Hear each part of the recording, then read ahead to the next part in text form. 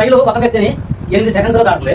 260 మీటర్ల పొడవు గల ఒక ప్లాట్ఫామ్ ని 12 సెకండ్స్ లో దాటుతుంది. అంటే ఒక వ్యక్తిని అయితేనేమో 8 సెకండ్స్ లోను, 260 మీటర్ల పొడవు గల ఒక ప్లాట్ఫామ్ అయితేనేమో 12 సెకండ్స్ లోను దాటుతుంది. అయినా దాని వేగం ఎంత అని అడగడం జరిగింది. ఓకేనా? T is equal to length of the train. ఎందుకంటే ఒక వ్యక్తినే దాటుతుంది కాబట్టి వ్యక్తి లెంత్ కన్సిడర్ అవ్వదు.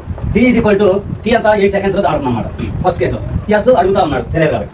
రెండోది ఇందులో టీ అంతా L plus L1 plus L2 అంటే ఇది కూడా ఉంది కాబట్టి దీంట్లో డిస్టెన్స్ అంతా L ప్లస్ 260. మరి టైం అంతా 12 సెకండ్స్ లో దాటింది.